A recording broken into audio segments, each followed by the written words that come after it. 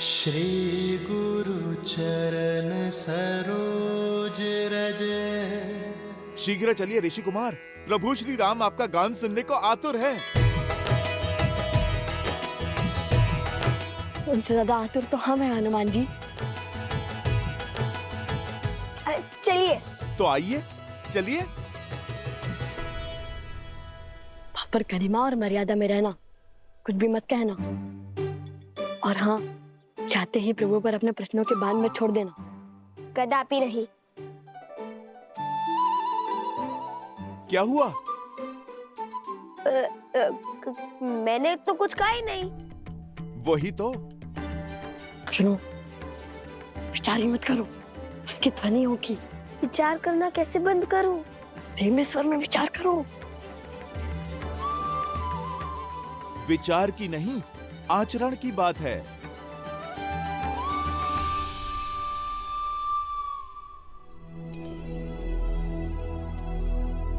आप गा नहीं रहे, क्षमा कीजिए, किंतु मेरे से प्रतीक्षा हो नहीं रही। आप यहीं से गान आरंभ कीजिए ना। कुश, श्री राम के सबसे बड़े भक्तों में से एक हनुमान जी के आग्रह को हम कैसे टाल सकते हैं? क्या कहा? सबसे बड़े भक्तों में से एक? मुझे तो लगा मैं अपने प्रभु श्री राम का सबसे बड़ा भक्त हूँ।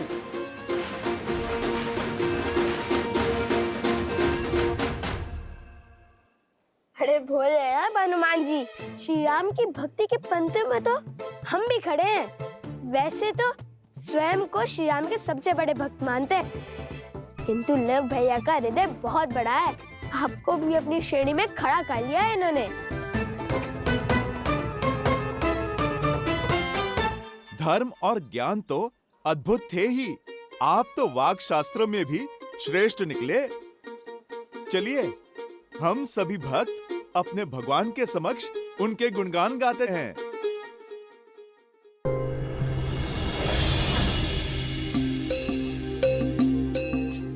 अब तक हमने सुनाया कि कैसे हुआ माता सीता का हरण। अब जानिए भटकते भक्तों, कहाँ पड़े श्री राम लखन के चरण।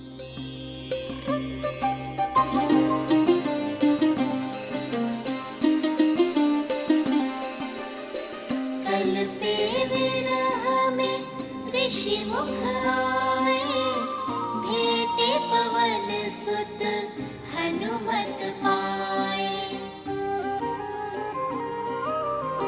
सुग्रीव संग फिर हाथ मिलाए, लाली मर्जा वचन निभाए।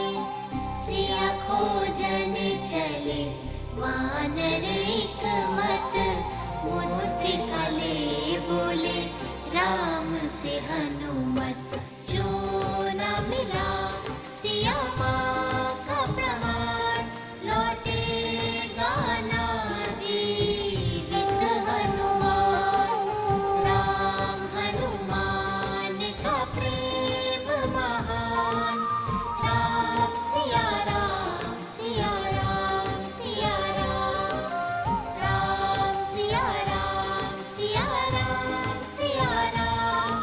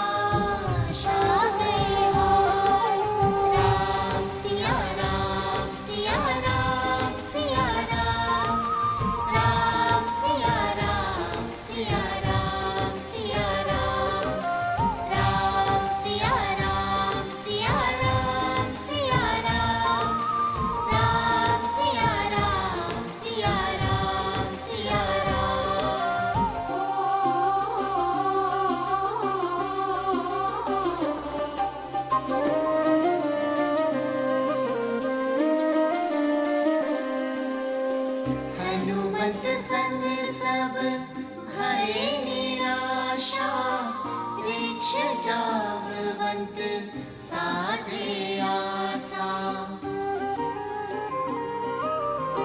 हनुमन शक्ति तुम में अपरा, बाल काल रवि भक्षे सारा।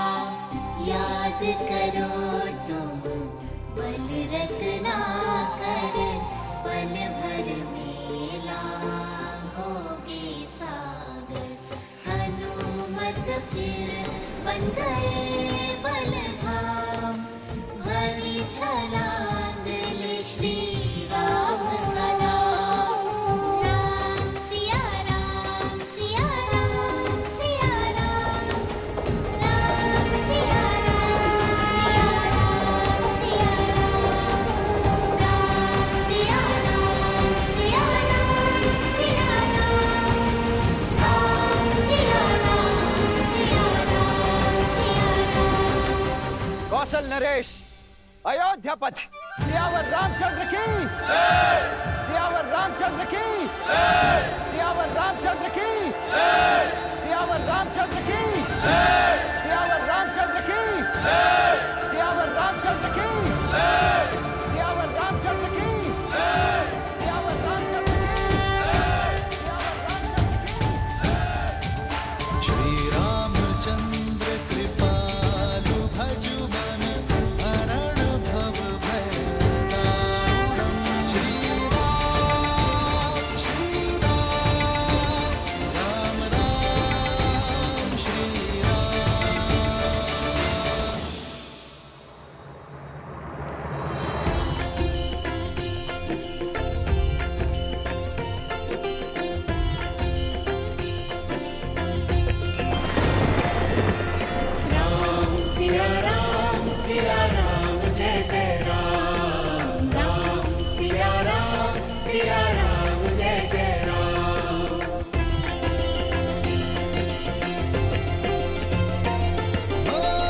मंगल भवन मंगल हारी, द्रवहु सुदशरथ अजर बिहारी।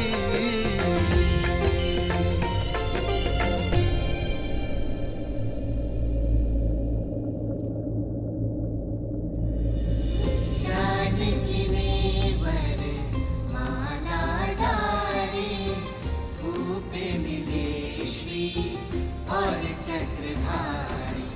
एक हो गए फिर सिया और राम, दो है शरीर एक है प्राण। राम सिया राम, सिया राम, सिया राम। राम सिया का है ये गुणगान। राम सिया राम, सिया राम, सिया राम। राम सिया का है लक्ष्य महान। राम सिया राम, सिया राम, सिया राम। राम सिया राम, सिया राम, सिया राम। राम सिया राम, सिया राम, सिया राम।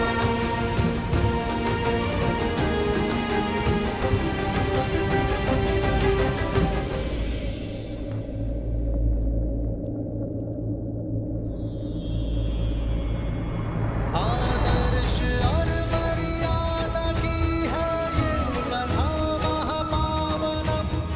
काट मद श्री से मिला दे श्रीमद् रामायणम।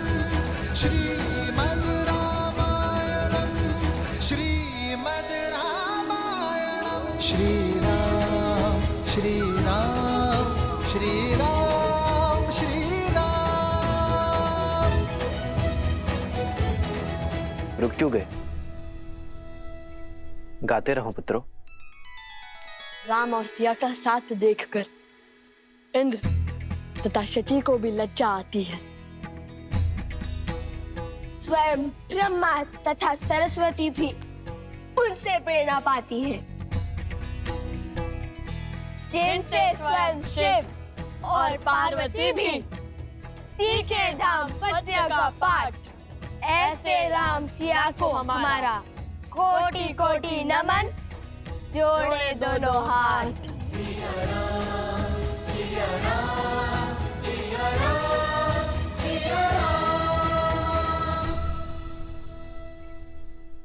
अब तक हमने सुनाया कि कैसे हनुमान जी ने लंका को भस्म किया, तोड़ा दशरथन का अभिमान, दिया श्री राम का शक्ति प्रमाण।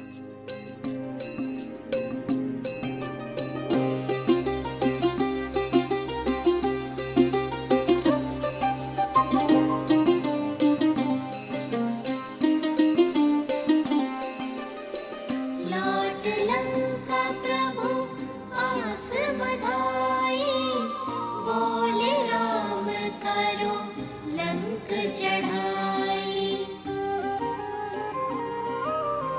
सागर भी था बाधा पारा, कैसे जाए इसको पारा।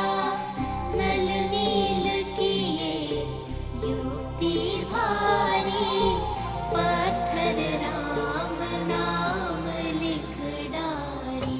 जिसके साथ हो राम का नाम, पत्थर भी वो तरते हर धाम। सेतु बना हुए पार श्री राम, राम सिया राम, सिया राम, सिया राम। राम सिया राम, सिया राम, सिया राम।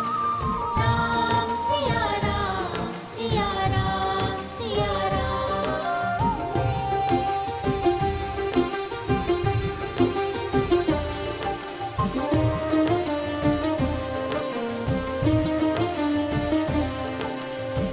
युद्ध हुआ फिर बड़ा ही प्रचंडा, राम किए रावण सिर खंडा।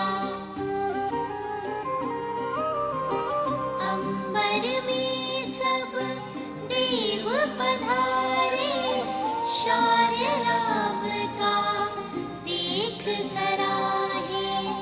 पर पराक्रमी ना कम था दशानन, उत्तर में दिखलाया पराक्रम।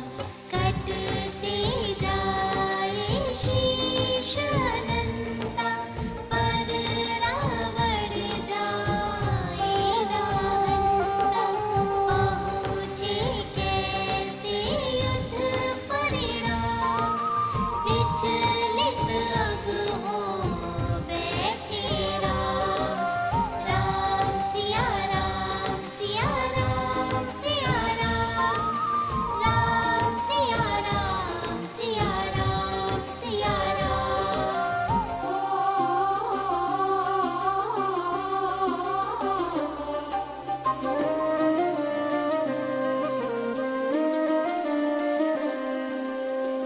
विकट समस्या पग थी पसारे, रावण कैसे जाए संहारे।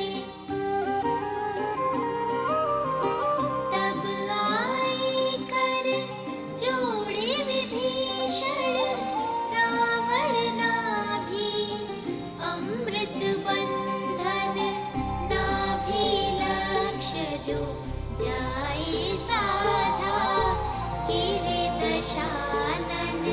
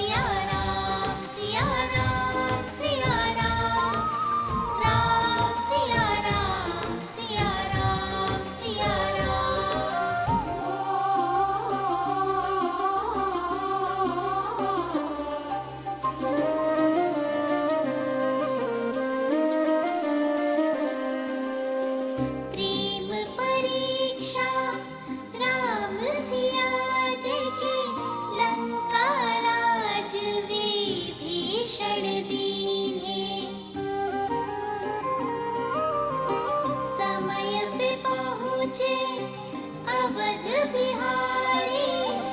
अवध की जनता थी बलिहारी। रात अमावस बन बैठी दिवाली। राम सिया की प्रीत निराली। अवध मुकुट धारी श्री राम। माता सिया का संग मोहन। राम सिया राम सिया राम सिया राम। राम सिया राम सिया राम सिया राम। राम सिया राम सिया राम सिया राम। राम सिया राम सिया राम सिया राम।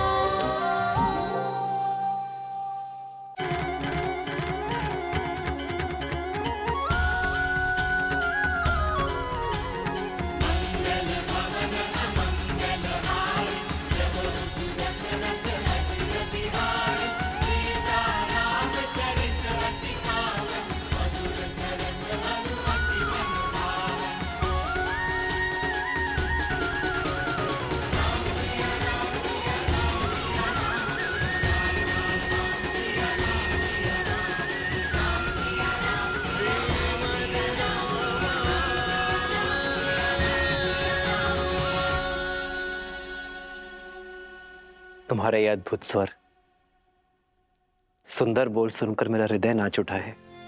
असाधारण है आप दोनों की कला। अपनी ही कथा सुनकर मैं अभिमान के स्थान पर शांति अनुभव कर रहा हूं।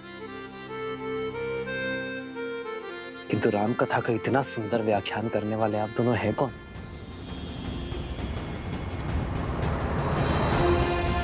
अपना परिचय दीजिए बालकों।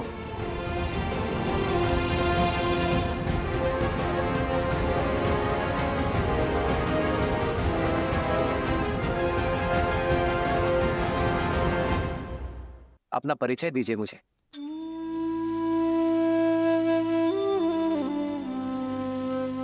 जब हम राजा राम से मिलेंगे ना तो उन्हें अवश्य बताएंगे कि हम हनुमान जी की भांति हम उनके सबसे बड़े भक्त हैं। प्रभु, ये आपके सबसे बड़े भक्त हैं।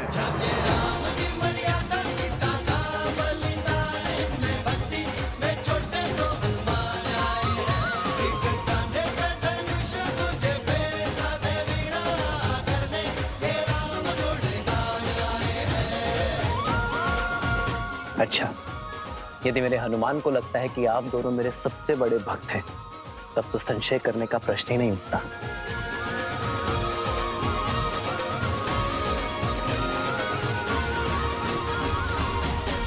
ये भेंट मेरे दो सबसे बड़े भक्तों के लिए।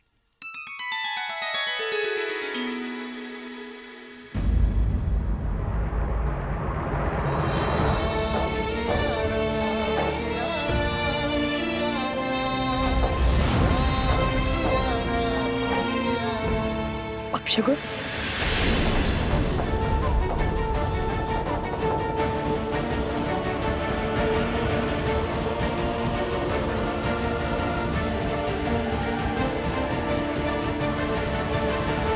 अपशकुन,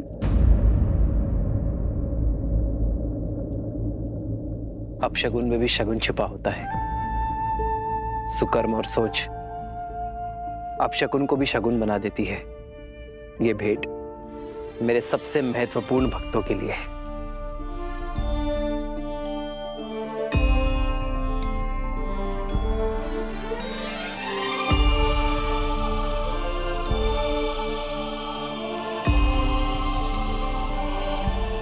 ये धागा मेरी सीता ने मुझे दिया था मेरी रक्षा के लिए, और अब से ये धागा तुम दोनों की भी रक्षा करेगा। प्रेम समर्पण करुणा ज्ञान से है भरा दो प्यारा नाम।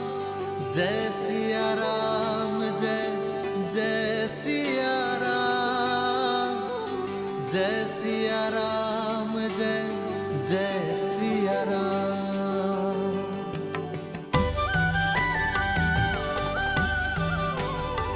प्रेम की सोच अपशकुन को भी शुभ संकेत बढ़ा देती है। निराशा में भी आशा की कोपर देने के लिए धन्यवाद महादेव। ये तो वही ऋषि कुमार हैं श्री राम, जिसके विषय में हमने आपको बताया था। लवकुश, लव कुश।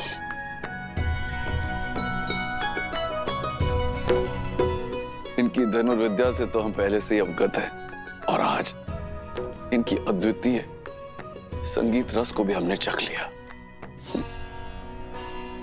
बालकों, तुमने हमें इस विषय में पहले क्यों नहीं बताया? यदि धनुर्विद्या की प्रतियोगिता में बाण के स्थान पर नाच छेड़ते तो हार जाते ना।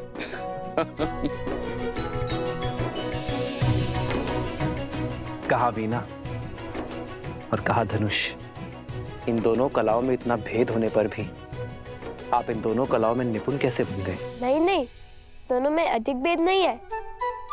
धनुष को बाएं हाथ से पकड़ते हैं और दाएं हाथ से कार्य करते हैं। वैसे ही वीणा को भी बाएं हाथ से पकड़ते हैं और दाएं हाथ से कार्य करते हैं। भेद तो हृदय के भावों में होता है महाराज। माता ने सिखाया था कि जिन्हें देखकर धनुष उठाने का मन करे वो शत्रु होता है, और जिन्हें देखकर वीणा के तार झनकाने का मन करे वो साक्षात ईश्वर का अवतार। और हमने तो बालपन से ही आपको अपना आराध्य माना है। धन्य है ऐसी उत्तम संस्कार देने वाली माता। आप दोनों उन्हें नहीं लाए अपने साथ? हमारी माता वन देवी है। उन्होंने प्रण लिया है कि वे कभी भी वन के बाहर किसी भी नगरी में अपने पग नहीं रखेंगी। अभी तो मैं यज्ञ के बंधन में बंधा हूँ, किंतु फिर कभी तुम्हारे माता के दर्शन करने अवश्य आऊंगा। माता सीता को भी लाएंगे ना?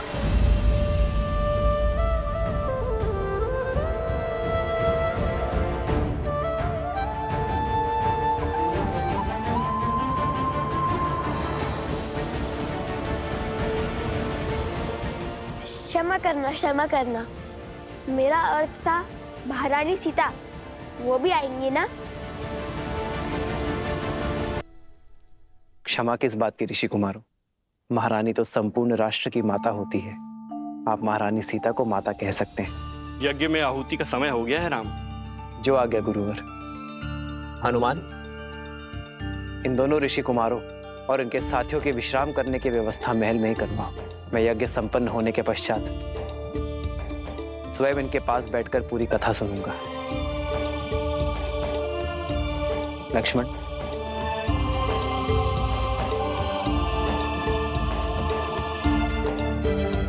देवी, चले। सत्य कहा था आपने आर्य। यहाँ आकर उचित किया हमने।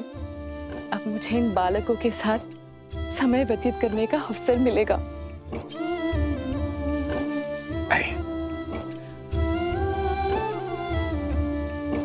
ऋषि कुमार पधारिए। भैया, रानी के दर्शन का क्या? आप आइए ऋषि कुमार।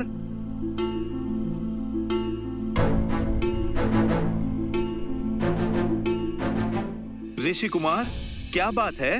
वचन भंग हुआ। आपने कहा था आप महारानी के भी दर्शन करवाएंगे। अयोध्या की धरा पर कोई वचन भंग नहीं होगा ऋषि कुमारों। आपको महारानी सीता के दर्शन करने हैं ना? आइए यज्ञ स्थल पर।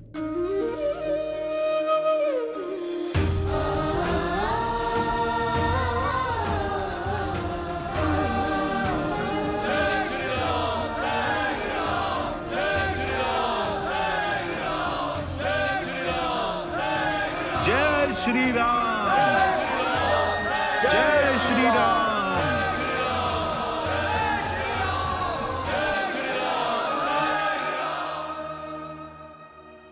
सब कुछ सज्ज है महाराज, आप ही की प्रतीक्षा थी। महारानी को ले आए।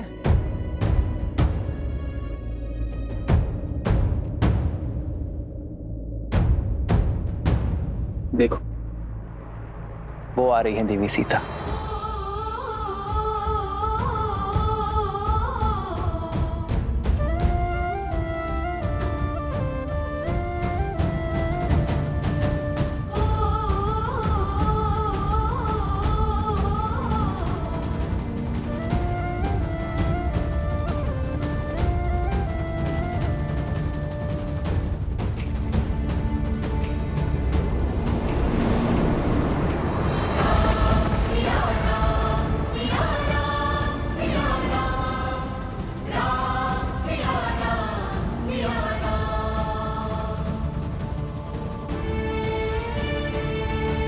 महारानी सीता की देह तो अयोध्या में वास नहीं करती है, किंतु राजधर्म की मर्यादा जो निभानी है, मेरी प्रिय पत्नी के प्राण इस मूर्ति में प्रतिष्ठित है। श्री राम ने हमारी मिथिला की राजकुमारी के साथ अन्याय किया है। श्री राम ने माता सीता को त्याग दिया है।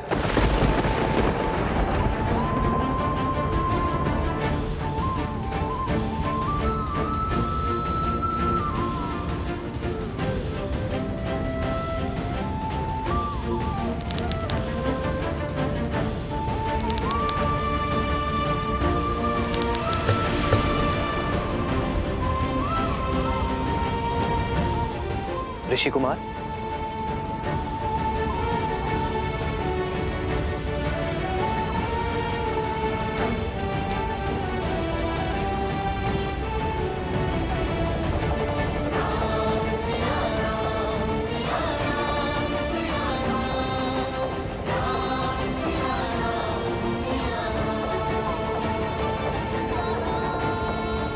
अपने घाव को दबा कर रखें। आर्य सुमंत। जी महाराज। शीघ्र वैद्य जी को बुलाइए।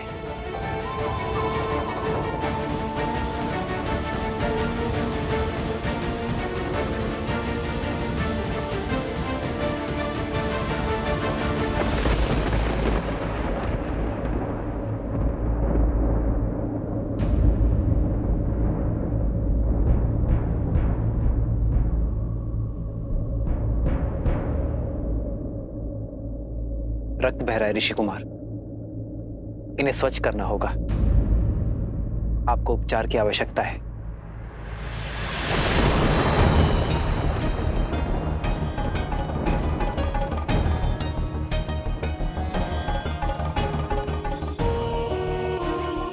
उपचार की अधिक आवश्यकता वीणा की स्तार को है।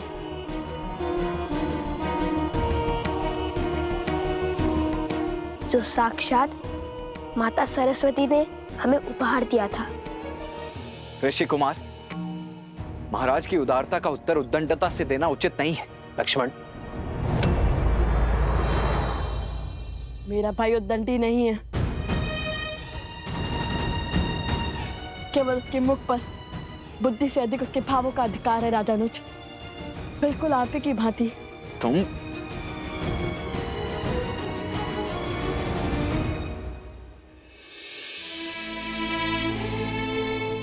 वीणा का तार अधिक खींचने से टूट गया है ऋषि कुमार। क्या आप बताएंगे ऐसा क्या हुआ?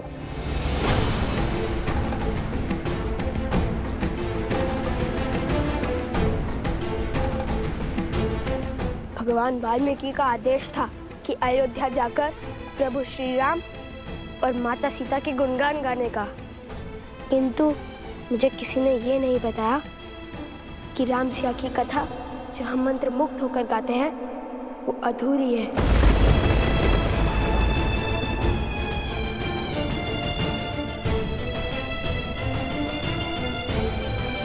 ऋषि कुमार, संसार हर क्षण हमारे सामने एक नई चुनौती लेकर आता है, और उस समय धर्म के लिए, कर्म के लिए जो कार्य हमें करने पड़ते हैं वो कठिन अवश्य होते हैं, किंतु अनिवार्य होते हैं। एक व्यक्ति की जीवन कथा तब तक अपूर्ण है जब तक उसके प्राण उसके तन में। तो क्या जीवन की चुनौती के लिए कोई पत्नी अपने पति का साथ और हृदय का त्याग समर्पण कर सकती है महाराज?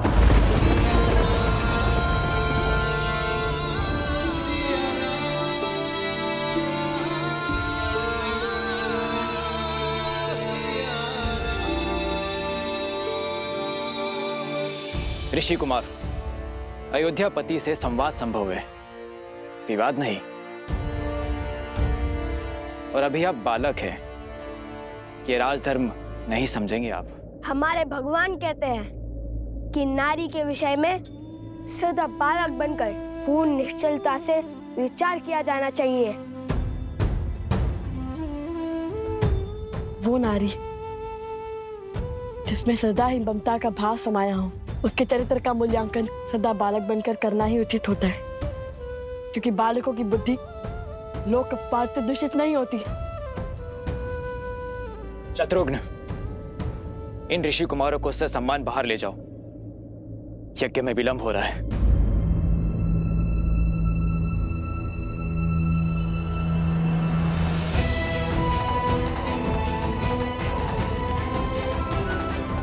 यदि मेरे श्री राम के मन में अपनी संतान के लिए प्रेम जागा तो कहीं उनका तप भंग ना हो जाए। शत्रुघ्न, शत्रुघ्न, हनुमान, इन्हें सभा में लाए और बताए कि ये प्रश्न करेंगे, क्या सभा का त्याग?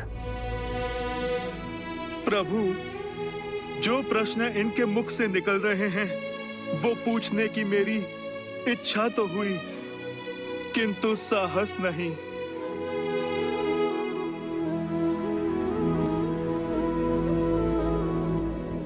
तो जो पूछना है वो अवश्य पूछो ऋषि कुमारों, मैं यथाशक्ति उत्तर अवश्य दूंगा।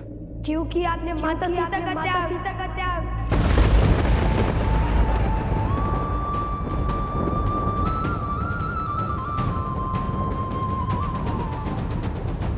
धर्म का आचरण आदर्शों के अनुसार होता है ऋषि कुमार।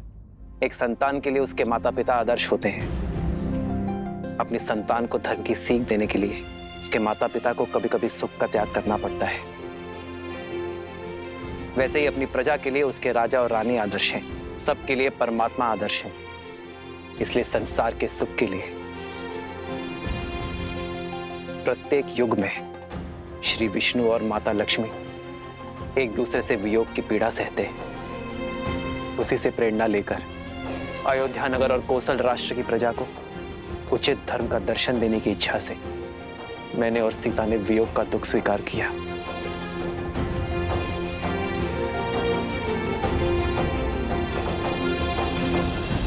यदि महाराज को दुख देने से मन भर गया हो तो कृपा करके यहां से प्रस्थान करें ऋषि कुमार। यज्ञ की अंतिम आहुति का समय निकट आ रहा है। हम यहाँ महाराज का दुख या अपमान का कारण बनने नहीं आए थे, अपितु हमारे प्रभु श्री राम और माता सीता के दर्शन करने आए थे।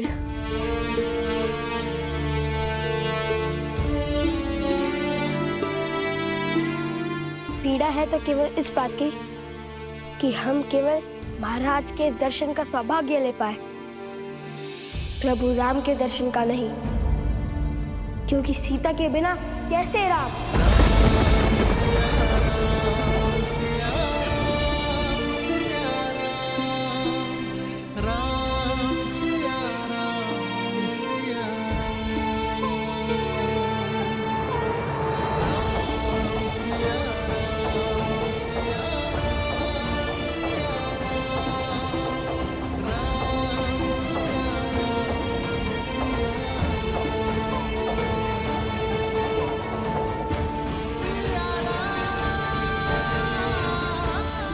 क्योंकि सीता के बिना कैसे राम?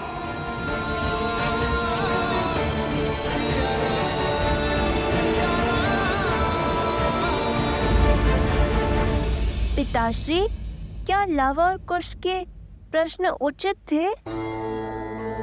जैसे वृक्ष पर बैठे व्यक्ति को धरती पर खड़े व्यक्ति की तुलना में कहीं दूर तक दिखाई देता है, वैसे ही किसी भी व्यक्ति के प्रश्नों की मर्यादा भी उन प्रश्नों की दूरदर्शिता पर निर्भर करती है।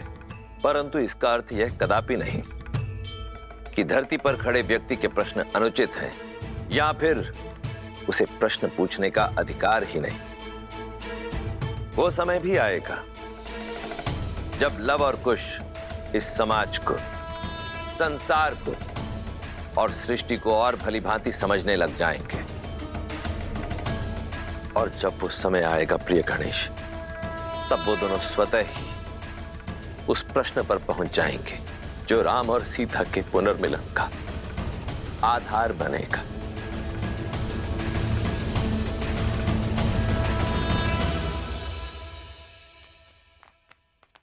अब क्या करना है? कैसे मर्यादा और न्याय की मूर्त ने अपनी पत्नी के साथ अन्याय किया।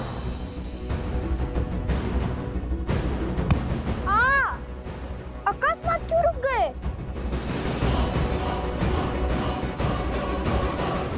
भैया, अगर श्री राम ने किसी और की पत्नी के साथ अन्याय किया होता तो आप दुखी नहीं होते। मूर्खतापूर्ण बातें मत करो कुश। श्री राम किसी के साथ अन्याय कर ही नहीं सकते। वे मर्यादा पुरुषोत्तम हैं। ओम मनमना गणाधिपते नमः स्वाहा।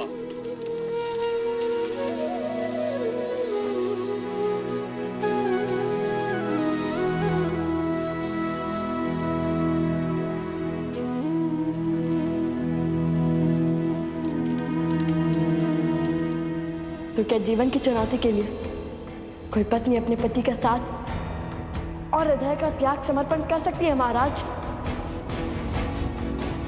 क्योंकि आपने माता सीता का त्याग।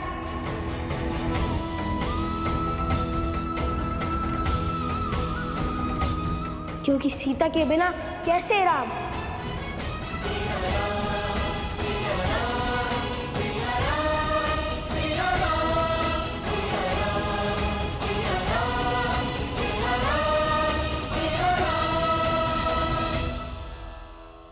और क्या प्रमाण चाहिए? अब तो सिद्ध हो गया ना कि अयोध्या के राजा राम ने ही अन्याय किया है।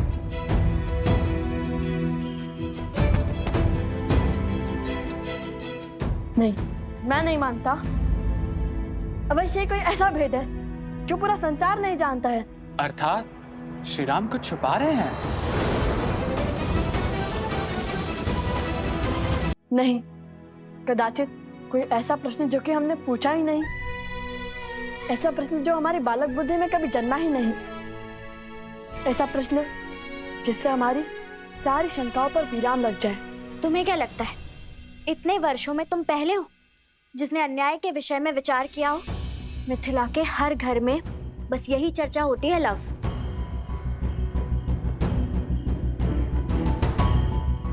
आपको केवल ये दुख है कि हम श्री राम से उचित प्रश्न नहीं पूछ पाए, किंतु मुझे देखिए, मुझे दो दुख हैं। क्या?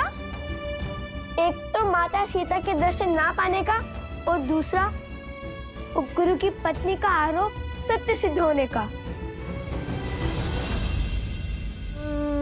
हम क्यों?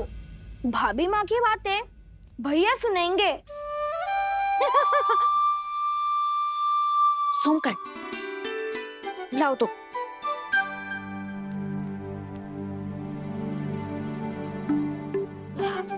बहुत भूख लग रही है, आज भोजन क्या करेंगे? धन्य हो कुमार कुश, इतने बड़े दुख के बीच में भी तुम्हें भोजन की पड़ी है। दुख हृदय में है और भूख पेट में। दोनों अपने निर्णय लेने के लिए स्वतंत्र हैं। हाँ, चलो ना फिर भोजनशाला में चलकर खाते हैं। नहीं, अब हम अयोध्या का अन्न तभी खाएंगे जब माता सीता अयोध्या लौटेंगी।